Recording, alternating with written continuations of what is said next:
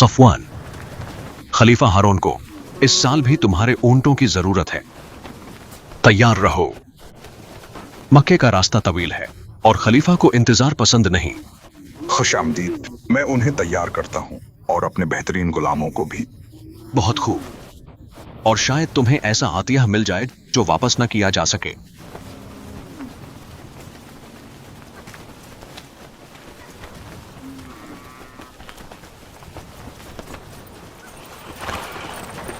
बेपाया इनाया और रिज़्क़ कसीर। अल्हम्दुलिल्लाह, अल्हम्दुलिल्लाह।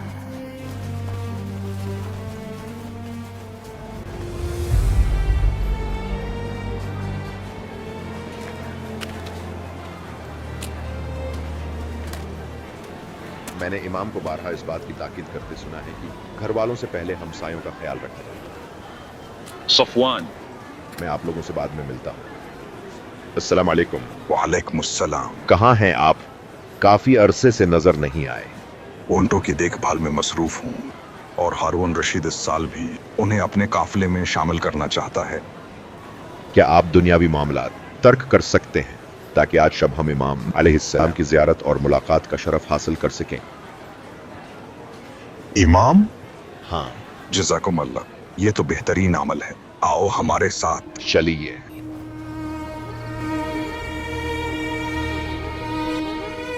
ए सफवान, तुम्हारी हर चीज अच्छी और खूबसूरत है, एक चीज के अलावा। मैं आप पर कुर्बान। कौन सी चीज?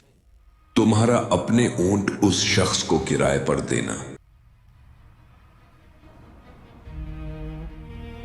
खुदा की कसम, मैंने ना तो जुल्म व बर्बरीत के लिए उन्हें किराए पर दिया है, ना शिकार के लिए और ना ही लहू लाभ के लिए। मैंने तो सिर्फ सफरी हज के लिए किराए पर दिए हैं। और मैं खुद भी उनके साथ नहीं जाता, बल्कि अपने गुलामों को भेज देता हूं। ए सफवान, क्या तुम्हारा किराया उनके जिम्मे होता है? हाँ, मैं आप पर कुर्बान। क्या तुम उनके बाकी रहने को पसंद करते हो यहां तक कि तुम्हारा किराया वसूल हो जाए? हाँ। जो उनके बाकी रहने को पसंद करे वो उन्हीं में से है, और जो उनमें से है उसका ठिकाना दोज़ख है। और जो उनमें से है उसका ठिकाना दोज़ख है।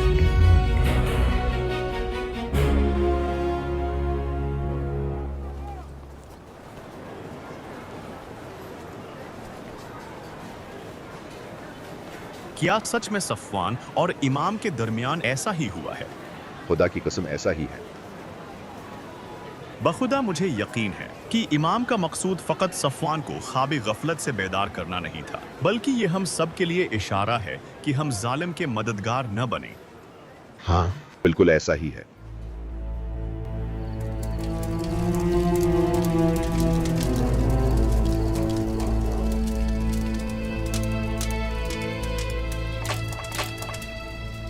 जो उनके बाकी रहने को पसंद करे वो उन्हीं में से है, और जो उनमें से है उसका ठिकाना दोज़ख है। और शायद तुम्हें ऐसा आतिया मिल जाए जो वापस न किया जा सके। क्या मैं चंद सकूं की खातिर अपना देन बेच दूं?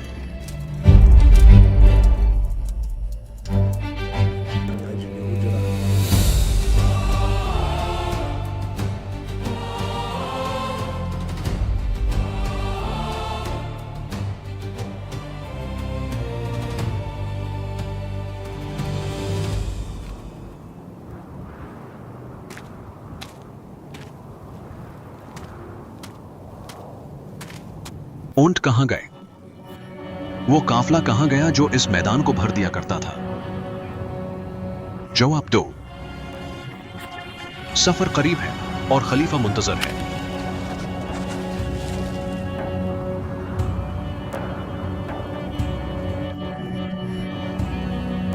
मैंने सब बेच दी। बेच दिए? हम खलीफा का सामना किस मुंह से करेंगे? मसाफत कैसे तय करेंगे? उसे कैसे राजी करेंगे? मैं उनकी देखभाल पर कादिर नहीं था। क्या तुम्हें खलीफा के गजब का खौफ नहीं? जो हक को पहचान लेता है वो किसी से नहीं डरता। जाओ और उससे कह दो जो कुछ तुमने देखा है।